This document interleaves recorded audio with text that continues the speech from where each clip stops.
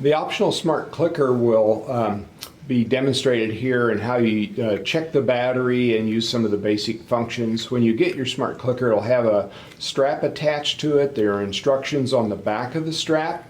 We'll go into the modes in a separate video. Here we're just going to show you the basic way to check the battery and to put it into the tilt mode. So your clicker will come with a little battery saver, a little clear tab. You pull that out and that will activate the battery that's inside. And you saw a little flash of light on the LED.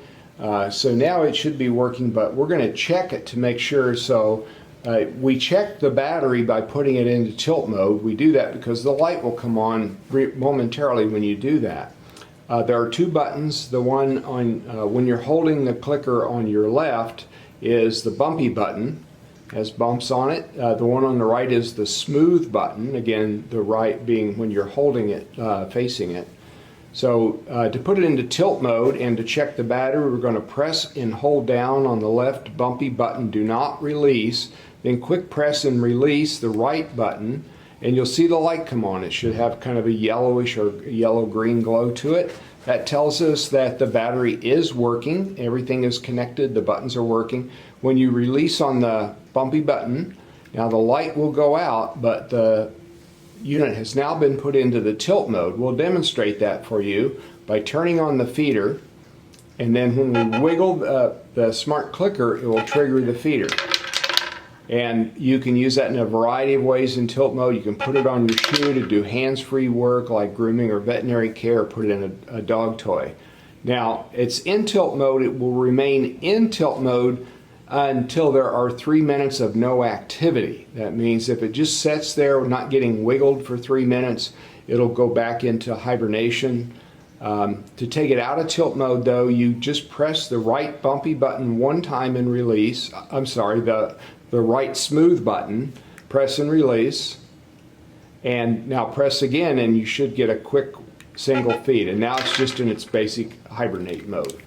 And so it's no longer responding to the tilt, and that is the basic operation of the smart clicker. We're going to show you now how to change the battery, and to do that you slide the two halves apart from each other, and that'll expose the little battery there.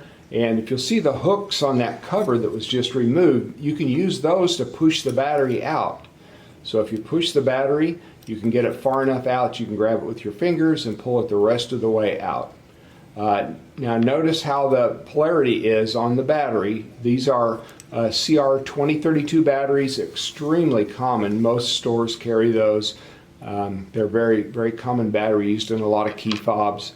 When you're replacing the battery, you want to make sure that the positive on the battery, there's a little symbol on the battery itself that's a plus sign, that has to be facing up when you slide it back into the battery holder.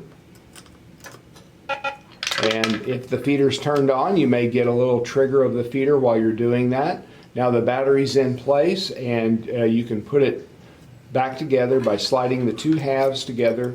There's some little hooks that will lock them together.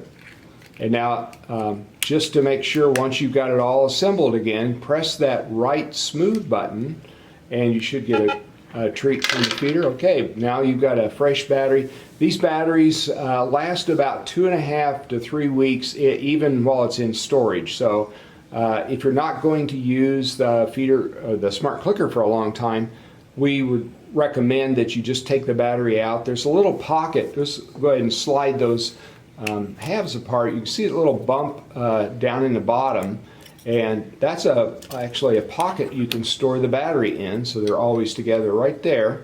That little indentation will hold the coin battery until you're ready to use it. So that's all there is to changing the battery, testing the battery, and putting the unit into the tilt mode. We'll have other videos that go into more detail about all the various functions of the smart clicker.